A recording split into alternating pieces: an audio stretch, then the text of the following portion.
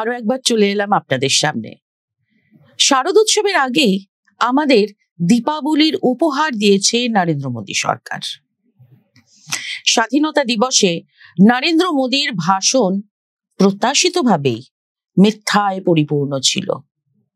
তিনি বিজেপি শাসনের বছরগুলিতে উৎপাদন খাতে ভারতের অগ্রগতির কথা বলেছেন, অথচ বাস্তবতা হলো গত 10 বছরে জিডিপিতে উৎপাদন খাতের অংশ 17.5% থেকে হ্রাস পেয়ে 12.6% দাঁড়িয়েছে, যা 1960 সালের পর সর্বনিম্ন। এই ধরনের পতনকে অর্থনীতিবিদদের ভাষায় ডিইন্ডাস্ট্রিয়ালাইজেশন বা বিশিল্পায়ন বলা হয়। ফলে কি দাঁড়াচ্ছে? আমাদের বর্তমান প্রধানমন্ত্রীর বৈশিষ্ট্যই হলো যে তিনি এই বিশিল্পায়নের প্রক্রিয়াকেই দেশের শিল্পক্ষেত্রে বিশাল অগ্রগতি হিসেবে চালিয়ে দিচ্ছেন। একইভাবে স্বাধীনতা দিবসের ভাষণে আরএসএস এর বিশেষ প্রশংসা করাও সত্যের অপলাপ এবং বিকৃতি। এটা সবাই জানে। আরএসএস যে শুধু স্বাধীনতা সংগ্রামে অংশ নেয়নি তা নয়, বরং এদের তৎকালীন নেতা এম.এস. গোলওয়ালকর স্বাধীনতার পরেও বলেছিলেন এই দেশ নিজে তার কাজকর্ম পরিচালনা করতে পারবে না এবং প্রশাসন চালানোর জন্য ব্রিটিশদেরই আবার আমন্ত্রণ জানাতে হবে। যাই হোক, আমরা বরং প্রধানমন্ত্রীর প্রধান অর্থনৈতিক ঘোষণাটির দিকে নজর দিই, যা মূলত গুডস অ্যান্ড সার্ভিসেস ট্যাক্স অর্থাৎ জিএসটি সংক্রান্ত ছাড় নিয়েই ছিল। তিনি দুটি জিএসটি স্ল্যাব করের ধাপ 12% এবং 28% বাতিল করার কথা ঘোষণা করেন। এখন 12% জিএসটির পরিবর্তে সেই সব পণ্য ও পরিষেবার উপর 5% কর ধার্য করা হবে এবং যেগুলো এখন 28% করের আওতায় সেগুলোর ওপর 18% হারে কর ধার্য হবে। এমন ছাড়কে দীপাবলির উপহার বলা নিশ্চিতভাবেই সামন্ততান্ত্রিক মানসিকতার পরিচয়। কর তো মানুষ দিয়েই থাকে। কর বা রাজস্ব মানুষের টাকা থেকেই আসে। মানুষের দেওয়া কর হ্রাসকে সরকারের পক্ষ থেকে দেওয়া একটি উপহার বলে অভিহিত করার অর্থ যেন এটা তার ব্যক্তিগত আয়।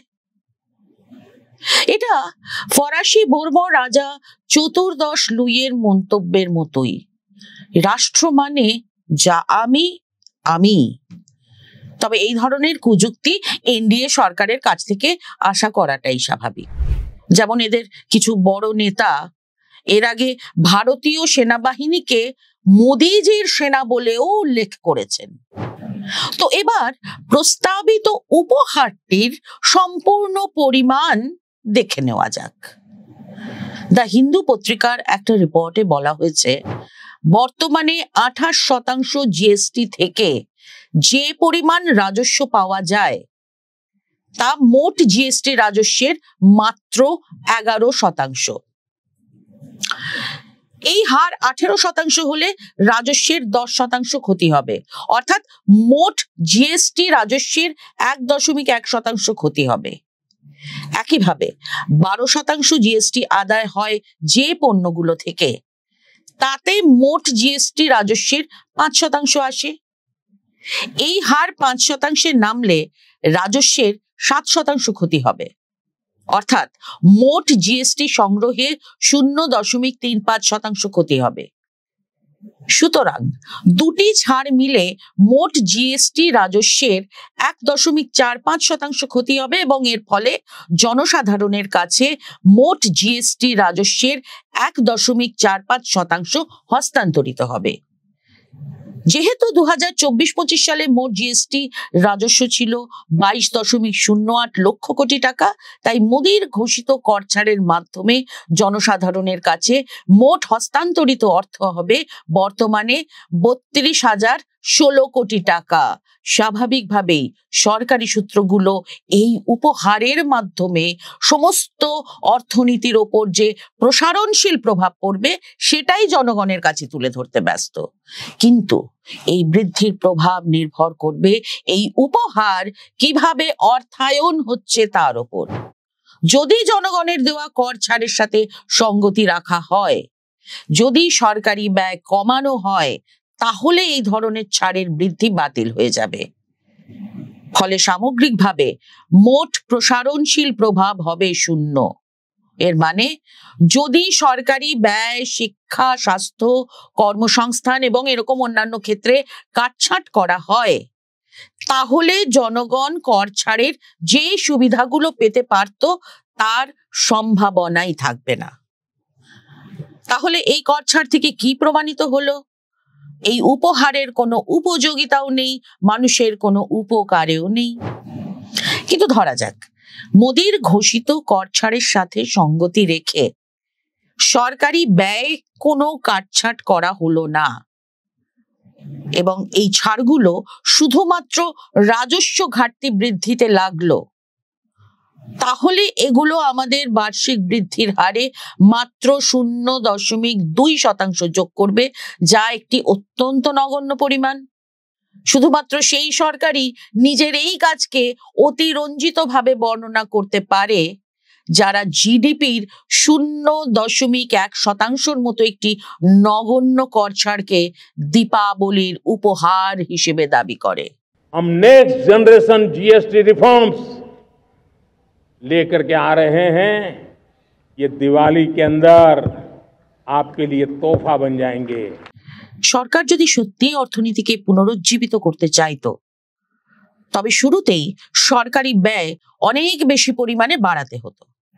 যেমন সরকারি শিক্ষা ও স্বাস্থ্য প্রতিষ্ঠানের 0 পদে যোগ্য ও প্রশিক্ষিত কর্মী নিয়োগ করা। শাসক গোষ্ঠীর অনুগত পোষা লোক নয় কিন্তু। আর এই ব্যয় মেটাতে তাকে সম্পদ কর বা ওয়েলথ ট্যাক্স ও উত্তরাধিকার কর বা ইনহেরিটেন্স ট্যাক্স আরোপ করতে হতো। এখন বলা হচ্ছে দেশে সম্পদ বৈষম্য আগের থেকে অনেক বেশি। আগে অনুমান করা হয়েছিল দেশের মোট সম্পদের প্রায় 40% রয়েছে জনসংখ্যার শীর্ষ 1% হাতে। কিন্তু মার্কিন যুক্তরাষ্ট্রের ওয়েলথ ম্যানেজমেন্ট সংস্থা বার্নস্টেইনের একটি প্রতিবেদনে বলা হয়েছে ভারতে এই শীর্ষ 1% জনগোষ্ঠীর হাতে রয়েছে দেশের প্রায় 60% সম্পদ। অর্থাৎ দেশে সম্পদের বৈষম্য বেড়েই চলেছে। অতএব অর্থনীতিকে পুনরুজ্জীবিত করার পরিকল্পনা এমন হওয়া উচিত যা এই ভয়াবহ সম্পদ বৈষম্য দূর করতে পারে। কিন্তু মোদি সরকার তা করার কোনো চেষ্টা করেনি। তারা অর্থনীতিকে পুনরুজ্জীবিত করতে বা জনগণকে স্বস্তি দিতে এটাকেই দীপাবলির উপহার বলেছে। যে সরকার কোনো কার্যকরী পদক্ষেপ নেওয়ার থেকে জনসংযোগ বা আত্মপ্রচারকেই অগ্রাধিকার দেয়, তার কাছ থেকে আর কি বা আশা করা যায়? সম্প্রতি আরএসএস প্রধান মোহন ভাগবত স্বীকার করেছেন শিক্ষা এবং স্বাস্থ্য এতটাই বাণিজ্যিক হয়ে উঠেছে এবং এতটাই ব্যয়বহুল হয়েছে যে সেগুলো এখন সাধারণ মানুষের নাগালের বাইরে চলে গেছে, আগের মতো সহজলভ্য নেই। এই স্বীকারোক্তি পরোক্ষভাবে এই দৃষ্টিভঙ্গিকেই সমর্থন করে যে গুরুত্বপূর্ণ ক্ষেত্রগুলো সরকারের প্রাথমিক দায়িত্ব হওয়া উচিত। নয়া উদারবাদী অর্থনৈতিক নীতিতে এগুলোকে বেসরকারীকরণ করা নয়। কিন্তু ভাগবতের এই স্বীকারোক্তি কেবলমাত্র সত্যের একাংশ মাত্র। অন্য অংশটি হচ্ছে তার শিবিরের লোকজন সরকারি প্রতিষ্ঠানগুলিকে পরিকল্পিতভাবে ধ্বংস করছে। আরএসএস ঘনিষ্ঠ ছাত্র সংগঠনের দুষ্কৃতীরা বিশ্ববিদ্যালয়গুলোতে যে কোনো মুক্ত আলোচনার পথ বন্ধ করে দেয়। অযোগ্য লোকজনকে নিয়োগ করা হয় শিক্ষকের পদে। আর রাজ্যপাল যারা আবার বিশ্ববিদ্যালয়ের আচার্যের ভূমিকা পালন করেন তাদের কিভাবে বাছা হয়? আরএসএস এর প্রতি আনুগত্য দেখে। অর্থাৎ সরকারি শিক্ষা ও স্বাস্থ্য প্রতিষ্ঠানগুলোতে কেবল অর্থের ঘাটতি নয়, বরং তার মানও ইচ্ছাকৃত ধ্বংসের শিকার হচ্ছে। ফলে শিক্ষা ভেঙে পড়েছে, স্বাস্থ্য ব্যবস্থা ভেঙে পড়েছে, কর্মসংস্থান সৃষ্টির প্রকল্পগুলো ভেঙে পড়েছে। ৭৯তম স্বাধীনতা দিবসে দাঁড়িয়ে দেশ এখন বিপর্যস্ত, যার জন্য দায়ী এই নয়া উদারনীতি। এর পরিণতি ফ্যাসিবাদী ক্ষমতা দখলের সম্মিলিত প্রভাব। দেশ এক করুণ অবস্থায় রয়েছে, কিন্তু মোদির স্বাধীনতা দিবসের ভাষণে এসবের সামান্য উল্লেখ নেই। প্রতিকারের কোনো ব্যবস্থা তো দূরের কথা। তো শুরুতেই আত্মপ্রচারের যে কথাটা বলছিলাম, ওই যে কথায় বলে না, পোড়া মন সবসময় কুডাক ডাকে। দেখলেন তো, সেই আন্দাজ মতোই গোটা কৃতিত্ব নিজের ঝুলিতে ভরে মাঠে নেমে পড়লেন প্রধানমন্ত্রী নরেন্দ্র মোদী। সংশোধিত জিএসটি চালুর আগের দিন জাতির উদ্দেশ্যে ভাষণে সংবিধান সম্মত কাউন্সিলে গৃহীত সিদ্ধান্ত সংশোধনের একক কৃতিত্ব দাবি করলেন উনি। বিরোধী রাজনৈতিক শিবির বলছে, অনেকদিন পর আত্মনির্ভর ভারতের কথা বলে নতুন জুমলা শুরু করলেন মোদী। প্রধানমন্ত্রীর দাবি, ২২ সেপ্টেম্বর থেকে কার্যকর হওয়া জিএসটি সংস্কার ভারতের উন্নয়নের জয়যাত্রায় আরো গতি আনবে। একে আত্মনির্ভর ভারতের দিকে একটি বড় এবং গুরুত্বপূর্ণ পদক্ষেপ বলে উল্লেখ করেছেন তিনি। পাশাপাশি দেশীয় পণ্যের ব্যবহার বৃদ্ধিকে দেশের সমৃদ্ধির সঙ্গে সরাসরি যুক্ত করেছেন। শুধু নয়, এই পদক্ষেপকে স্বাধীনতা আন্দোলনের সঙ্গেও জুড়ে দিয়েছেন। আমাদের প্রতিটি ঘরকে স্বদেশীর প্রতীক করে তুলতে হবে, প্রতিটি দোকানকে স্বদেশী পণ্যে সাজাতে হবে বলে মন্তব্য করেন প্রধানমন্ত্রী। তার দাবি, এতে নাগরিকদের ব্যয় কমবে এবং সঞ্চয় বাড়বে, ফলে মোটামুটি ২.৫ লক্ষ কোটি টাকা পর্যন্ত সাশ্রয় হবে। তিনি রাজ্যগুলিকে উৎপাদন বৃদ্ধির উদ্যোগ নিতে ও বিনিয়োগের জন্য অনুকূল পরিবেশ গড়ে তুলতে আহ্বান জানান। মোদির কথায়, কেন্দ্র ও রাজ্য একসঙ্গে কাজ করলেই আত্মনির্ভর ভারতের স্বপ্ন বাস্তবে রূপ নেবে। আর এর মধ্যেই বিরোধীরাও হাতের তাস খেলতে শুরু করেছে। জিএসটি ১২% মধ্যে ৬% পেত কেন্দ্র, বাকি ৬% পেত রাজ্য। এবার এই ৬% আর পাবে না রাজ্যগুলো, এতে রাজ্যেরই ক্ষতি হবে। ফলে এই উপহার কার্যকর হওয়ার পর বিজেপির বিরোধী দল শাসিত রাজ্যগুলো আগামী ৫ বছরের রাজস্বের ক্ষতিপূরণ দাবি করছে।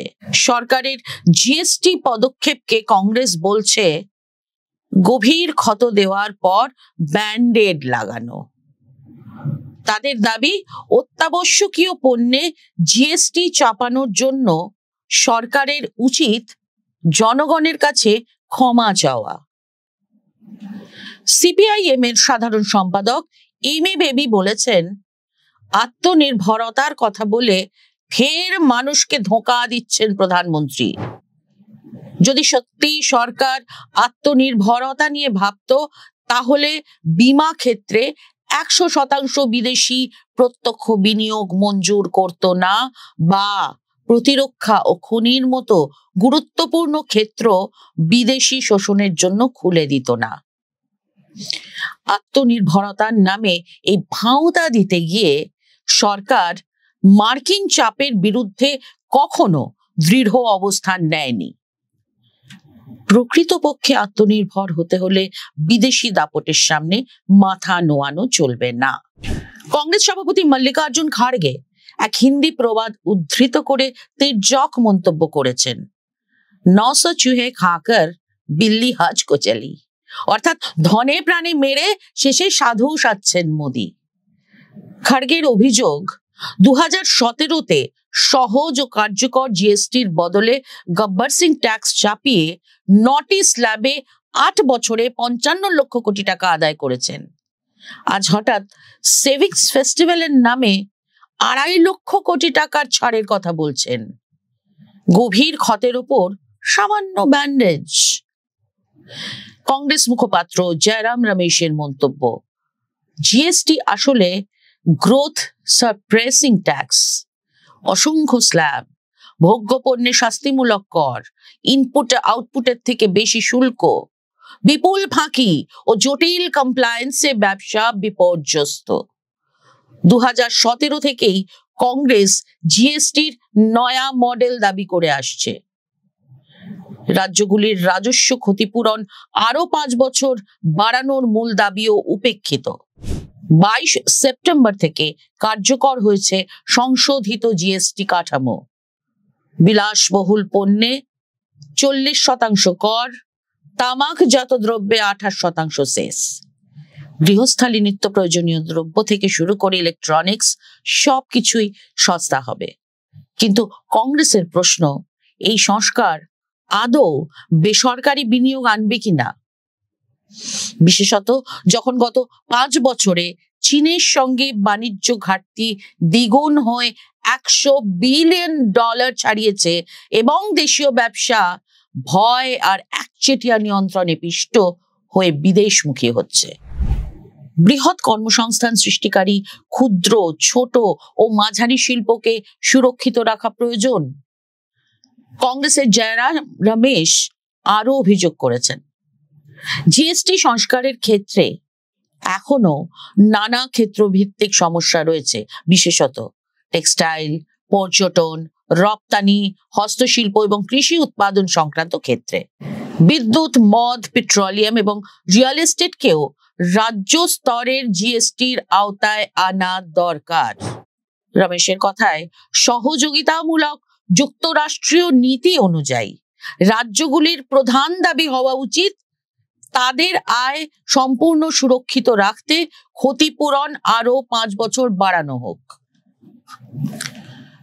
কংগ্রেসের দাবি, বর্তমান জিএসটি সংস্কার একেবারেই অপ্রতুল। তাহলে হাতে রইল কি? আমেরিকা থেকে হ্যাপি বার্থডে শুভেচ্ছা জানিয়ে ফোন আসবে, উপহার স্বরূপ মার্কিন ভিসার মূল্য গগনচুম্বী হবে, আমরাও কান এঁটো হাসি হেসে আমেরিকার পদলেহন করব এবং ভাববো, আহা, আমাদের প্রধানমন্ত্রীর ক্যারিশমায় ট্রাম্প বাবুও কুপোকাত।